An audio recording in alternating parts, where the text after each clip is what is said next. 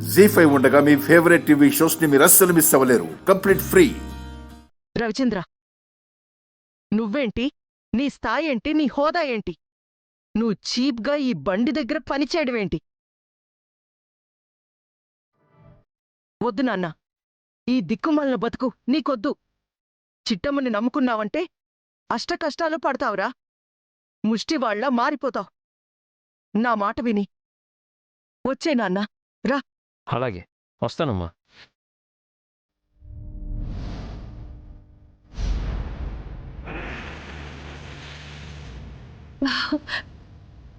నిజమా?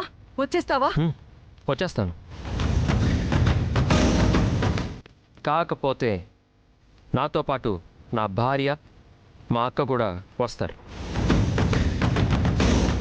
నువ్వు ఓకే అని చెప్పు, ఇప్పుడే ఈ క్షణమే బయలుదేరిపోతాం.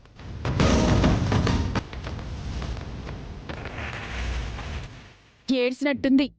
అసలు ఆ మొహాన్ని చూడలేకే కదా మిమ్మల్ని అందరినీ ఇంటి నుంచి బయటికి గెంటేసింది. సిప్పు తెగిపోతుంది.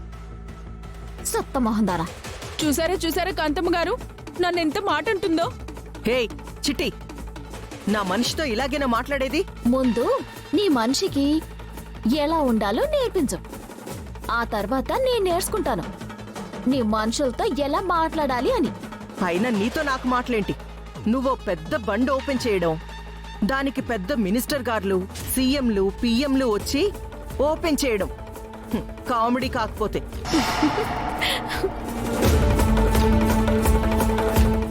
అవును కాంతమ్మ గారు, ఈ దిక్కుమాలిన బండిని ఓపెన్ చేయడానికి ఏ దిక్కుమాలినంలో వస్తారు.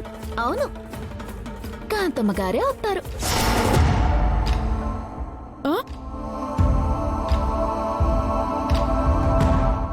ఏయ్, నేనా? అవునత్త, నీతోనే బండి ఓపెనింగ్ చేద్దామని అనుకున్నాను.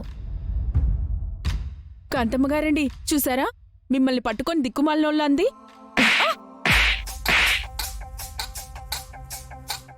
కొడతారేంటి? దిక్కుమాలినోళ్ళు అంది నేను కాదమ్మా, నువ్వు.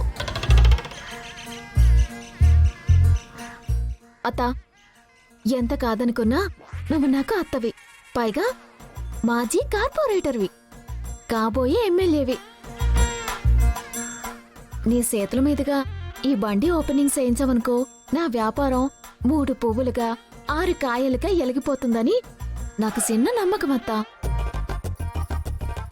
నీ పవిత్రమైన చేతులతో నా పవిత్రమైన కత్తెరట్టుకుని ఈ రిబ్బన్ కటింగ్ చేసావనుకో, నీ పేరు ఈ కాకినాడ మొత్తం మారుమోగిపోతుంది. అలాగే.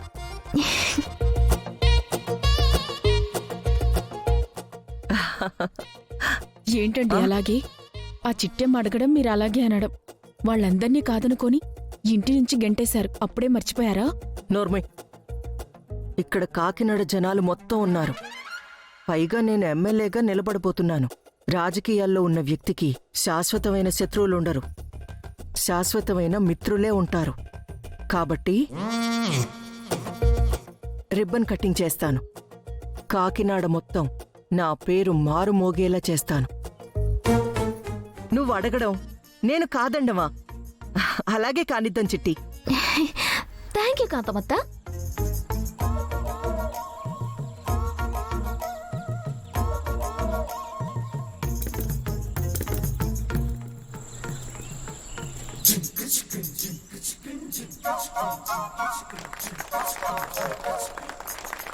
ఏంటిదినా?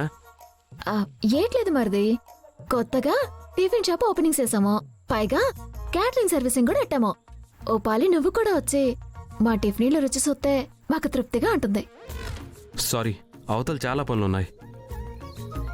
ఓహో, నా చెల్లెల్ని చూస్తే మనసు కంట్రోలింగ్ చేసుకోలేక మళ్ళీ ఎక్కడ పడిపోతానోనని భయంగా ఉందా? నేనెందుకు కంట్రోల్ తప్పుతాను?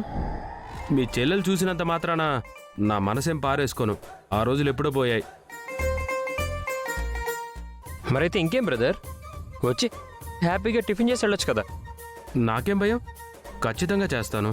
వెరీ గుడ్, ఇది మగాడి లక్షణం అంటే. రా బ్రదర్. పద.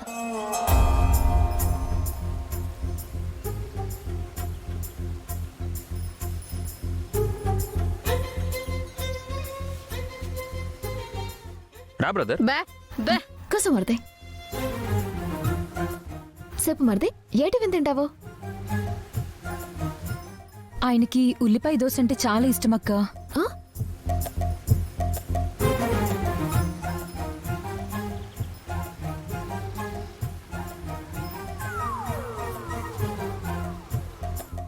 అవును, తను చెప్పింది కరెక్టే.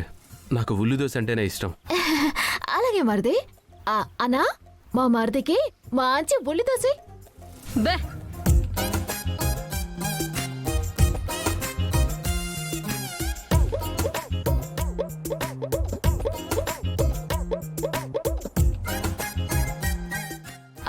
చెల్లి, నువ్వు వెళ్ళి యాంగిల్ ప్లేట్లు కడిగే. అలాగే అక్క.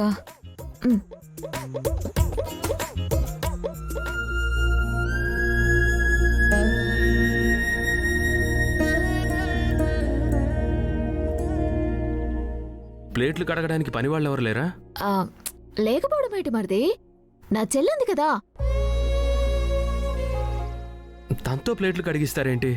మా పని మేము చేసుకోవడంలో తప్పే ఉంది మరిది. అది నిజమే అనుకో.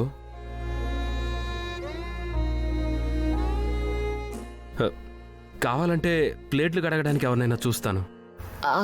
ఏ మీ ఆవిడ ప్లేట్లు కడుగుతుందని బాధగా ఉందా? నాకెందుకు బాధ?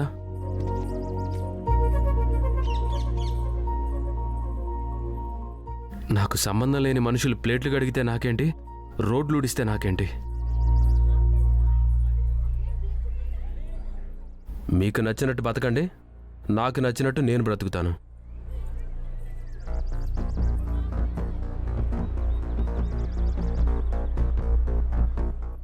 ఓకే బ్రదర్, ఎవరికి నచ్చినట్టు వాళ్ళు బతుకుదాం. భయ్యా, దోశ అయిందా? అయిందన్నా.